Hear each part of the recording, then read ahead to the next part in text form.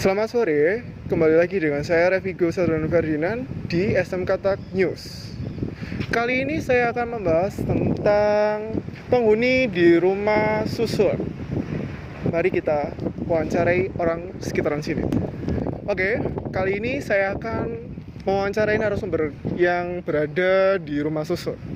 Ayo ikuti saya.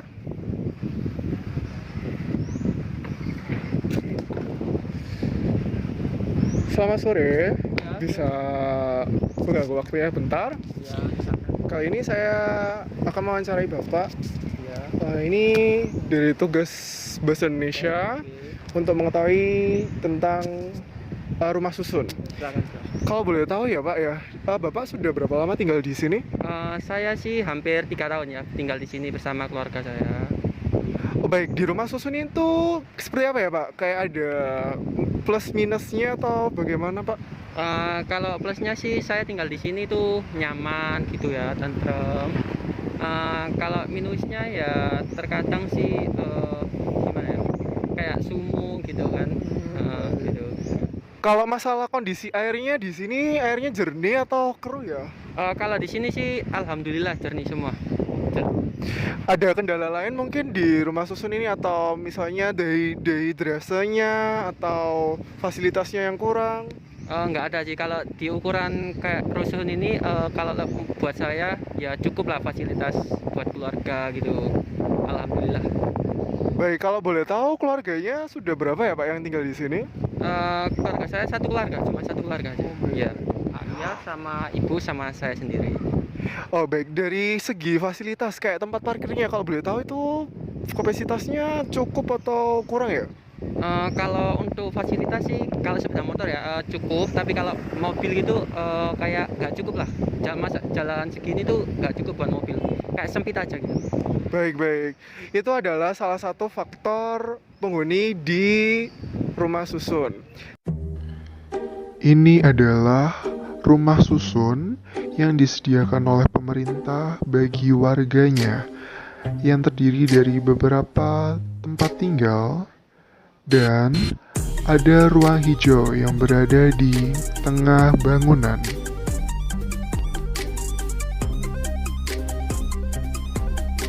Ini adalah jalan untuk menuju ke pintu utama masuk ke area rumah susun, dan ini adalah bangunan rumah susun yang dibangun oleh pemerintah kota bagi warganya.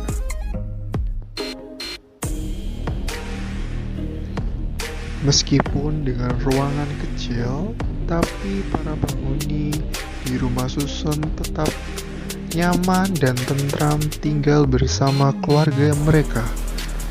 Oke, kali ini saya akan mewawancarai pemilik dari rumah susun, yaitu Bapak Dava. Oh ya. Ya, baik, selamat sore Bapak. Sore. Saya mau tanya, kira-kira di rumah susun ini fasilitas kamarnya itu beda-beda atau sama-sama ya Pak? Kalau di sini tuh ada 3 macam, Mbak. Yang pertama yang biasa kamar mandi luar. Yang kedua itu kamar mandi dalam juga tapi ukurannya lebih kecil. Yang ketiga kamar mandi di dalam tapi ukurannya ya agak besar. Baik, kalau segi harganya itu beda-beda atau bagaimana ya Pak? Kalau segi harganya kayaknya tuh ke lantai bawah itu lebih mahal. Kalau lebih ke atas itu lebih murah. Kalau boleh tahu bedanya lantai bawah sama lantai atas itu apa ya Pak? Dari segi harga mungkin? Kalau dari segi harga lantai bawah itu karena dia deket sama parkiran, sama kalau ada barang-barang kan dia langsung masuk. Kalau kan lantai atas tunggu naik lantai dulu, ya kayak gitu. Baik, kalau misalnya nih ada anak kecil itu Bapak saranin kalau misalnya ibu-ibu hamil atau ibu-ibu yang lagi membawa anak kecil itu Bapak biasanya saranin di lantai bawah atau tergantung kapasitas yang kosong? Itu kan tergantung pemerintahnya juga kan ya. Begitu. Jadi kalau nggak bisa mastiin kalau disuruh tinggal di bawah atau tinggal di atas tuh nggak bisa mastiin karena itu udah bentuknya pemerintah sendiri, miliknya sendiri. Oh, berarti cuma bedanya atas sama bawah aja ya? Kalau samping itu nggak ada bedanya atau nggak ada ya? Cuma beda lantai aja. Oh, baik. Kalau dari segi fasilitas kamar, Di tas kamar. Kayak misalnya sudah dibekali apa nih? Kalau misalnya sudah beli satu kamar itu ada kayak kasur atau AC atau bagaimana? Oh, itu enggak, udah apa? Pemerintah cuma nyediain tempat aja. Jadi kalau kayak perabotan rumah tangga kan itu kayak kasur, kayak TV itu cuma milik sendiri. Baik, kalau boleh tahu rumah susun ini menurut Bapak itu menjamin kayak misalnya orang yang apa ya, pendapatannya rendah atau bagaimana ya Pak? Atau bisa digunakan atau dimiliki orang yang berpenghasilan tinggi? Kalau rumah susun ini kan dibangun oleh pemerintah bertujuan untuk yang buat digusur, kayak rumahnya di pinggir sungai gitu yang digusur. Nah itu disarankan untuk ke sini, cuman bayarannya bulannya itu sekitar kurang lebih 300 ribuan segitu. Baik, kalau segi harga, kalau yang di bawah sama yang di atas itu beda berapa ya selisihnya Pak? Kemungkinan sih kalau di bawah itu sekitar 100-an mungkin, terus naik lagi 200 lebih berapa gitu. Tapi apa lebih murah kalau di bawah itu. Oh baik. Ya. Kalau boleh tahu Bapak sudah berapa keluarga yang tinggal di sini? 3 keluarga. Wow, berarti sangat nyaman ya di sini. Ya, Baik, baik. Kalau dari parkir mungkin Bapak ada kesulitan atau dari segi jalan rayanya atau bagaimana Pak? Kalau jalan rayanya itu ya enak-enak aja ya, apa jalan raya besar bisa buat mobil gitu. Kalau boleh tahu mobilnya bermuat berapa ya? Parkir mobilnya gitu. Iya. Parkir mobilnya bermuat mungkin bisa 10 mungkin. Oh, 10 Bisa ya. 10, ya. Mungkin ini dicampur atau bagaimana Pak tempat parkirnya sama sepeda motor? Ada sendiri Pak, mungkin ada sepeda motor sendiri, ada mobil sendiri gitu. Iya. Untuk parkirnya ini bayar atau bagaimana ya Pak? Kalau boleh Itu sudah termasuk, ya itu sudah termasuk biaya bangunan itu tadi. Jadi kita nggak perlu ngeluarin biaya buat parkir dan lain-lain. Oh berarti ini disediakan oleh pemerintah ya? Kalau misalnya beli langsung gitu atau dapat sertifikat itu nggak bisa ya? Kalau beli langsung itu ya tergantung sama itunya apa, kemampuan keluarganya itu. Kalau misalnya nggak punya rumah terus nggak mampu, itu bisa dipertimbangkan sama pemerintah gitu. Baik, kalau boleh tahu Bapaknya ini kerjanya apa ya? Saya kerjanya itu supir Pak, Oh supir apa kalau boleh tahu? supir Grab Pak. Oh baik, Iya. baik. Sudah berapa lama Bapak? Sudah sekitar 1 tahunan Baik. dari mulai 2020. Oh apa ini kesan dan pesannya atau jeripayanya, duka, suka dan dukanya tinggal di rumah susun Pak? Yang pertama saya salut sama pemerintah ya Pak ya, sebelumnya sudah membangun apartemen sederhana ini buat orang-orang yang tergusur bencana dan lain-lain. Saya salut. Terus yang kedua, suka dukanya ya saya ya suka dukanya seperti kayak tinggal di rumah-rumah kampung biasanya gitu Pak. Ya kayak gitu. Cuman kan ini modelnya kayak apartemen sederhana gitu. Ya gitu. Oke, baik. Kalau dari segi listrik itu bagaimana ya Pak? Kalau boleh tahu? Kalau listrik sih apa KWH-nya 900 kWh Pak, permatannya ya gitu. Termasuk PLN lah, bukan token. Oh iya. Oh baik, baik. Kalau air mungkin itu lebih ke air sumur atau ikut air PDAM?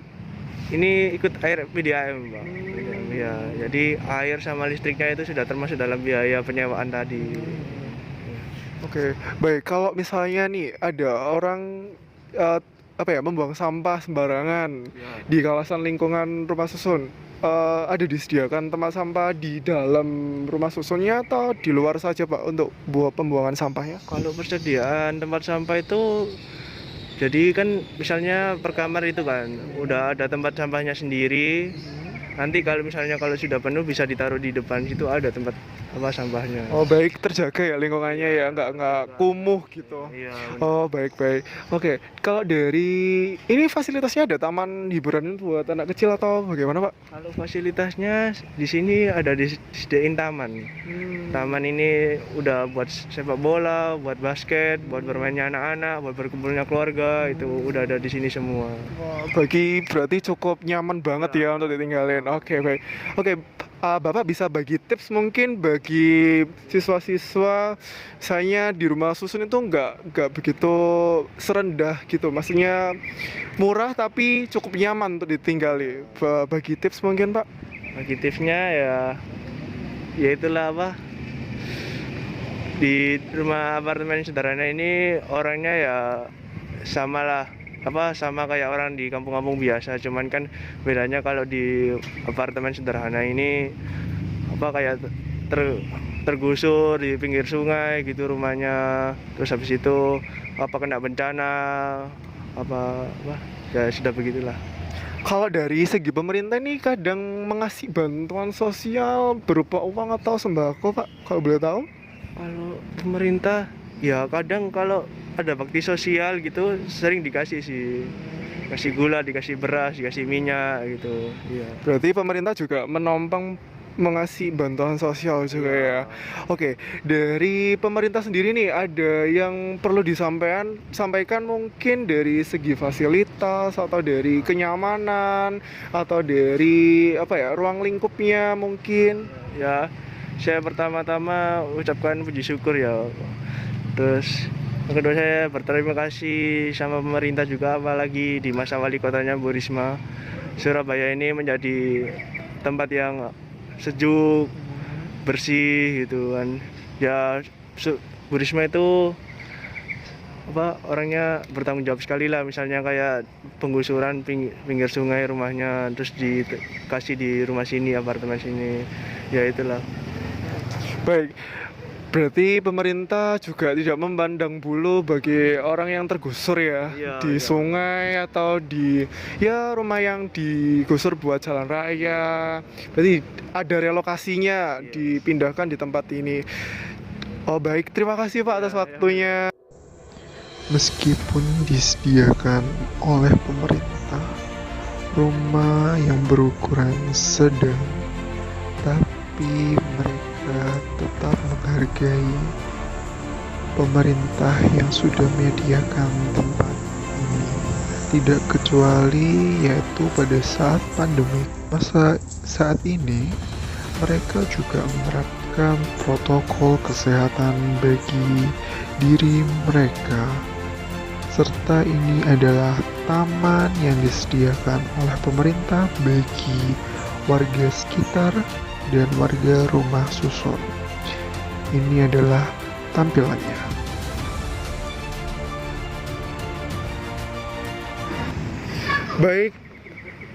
Baik untuk penghuni rumah susun, gak perlu kecewa hati karena pemerintah juga membantu kalian yang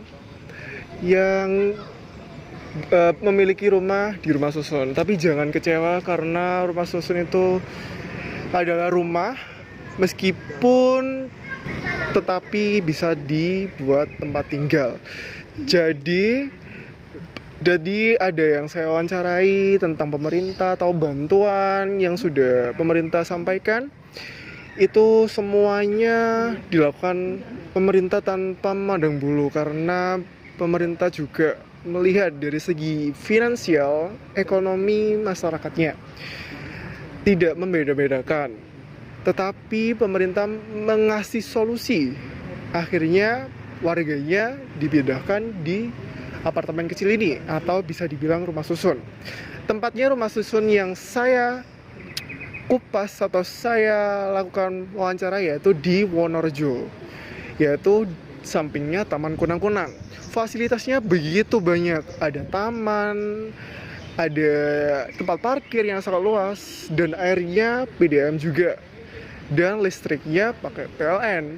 Jangan salah, karena rumah susun tidak rumah murahan, tapi rumah buat orang yang rumahnya telah digusur oleh pemerintah, dan pemerintah mengasihkan solusi untuk mencari tempat tinggal, yaitu menyediakan apartemen kecil ini.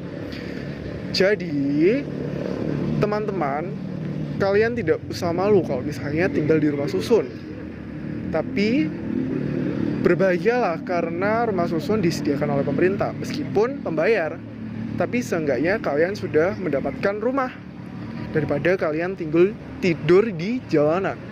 Sekian dari saya atas nama Revi Gusardono Ferdinand dengan kru mengucapkan terima kasih. Sampai jumpa.